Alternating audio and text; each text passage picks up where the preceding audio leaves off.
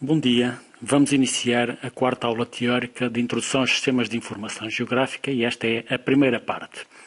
Como vimos nas aulas anteriores, tanto teóricas como práticas, é necessário e muito importante que o utilizador saiba como vai construir e como vai atualizar quer a base gráfica, quer a base de dados. Portanto, o utilizador tem que saber que tipo de projeto vai fazer e como é que o vai desenvolver. Vimos anteriormente que a base gráfica é composta por pontos, linhas ou por polígonos e que cada uma destas figuras não é mais do que ou um conjunto isolado de pontos XY ou um conjunto ligado e ordenado de pontos XY ou um conjunto fechado também de pontos XY. Portanto, na base gráfica, o operador aquilo que faz é introduzir pontos. Já na base de dados, aquilo que ele faz é criar campos com números, letras ou códigos, números e letras, que lhe permitam caracterizar cada uma das figuras inseridas na base gráfica. Portanto, passando agora àquilo que foi apresentado nas aulas práticas, aquilo que vimos foi a introdução de um conjunto de pontos XY. E fazendo essa introdução, marcamos uma série de pontos, pontos esses que representavam tanto vértices como pontos cotados, como lugares na cartografia. Portanto, se nós quisermos representar apenas os pontos, o ponto não precisa de base de dados. Portanto, é um ponto e marca a sua posição. Se quisermos caracterizar cada um desses pontos, como fizemos na aula passada, em termos de vértices, de pontos cotados ou de lugar, então temos que criar categorias para representar cada uma destas legendas.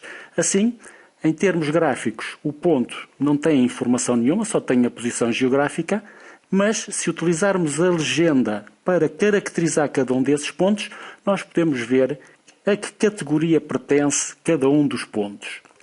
Se posteriormente utilizarmos a base de dados para fazer consultas ou perguntas ao sistema, podemos, por exemplo, consultar por atributos e pedir ao sistema que nos mostre todos os pontos cujo tipo ou caracterização seja um vértice geodésico. E o programa mostra estas três figuras. Portanto, a base de dados não só serve para caracterizar os objetos, como para permitir consultas ao sistema. Relativamente ao identificador, falamos nas aulas anteriores do FID, do tipo, do nome, portanto comentamos tudo, mas nunca falamos no ID. Porquê? Porque não era necessário naquela fase do trabalho. Mas agora vamos ver para que serve este ID. Serve para que possamos identificar cada um dos pontos com um código genérico e, posteriormente, usar esse código para fazer associações com as suas características e atributos, ou seja, para ligar tabelas de atributos. Vejamos um exemplo. Alguém solicita um trabalho de cartografia temática relativamente a uma propriedade que tenha, por exemplo, na região de Marcada do Douro. Vamos ver nas aulas práticas como é que este tipo de exercícios se faz. Nestas duas aulas vamos ver como é que se inicia o processo.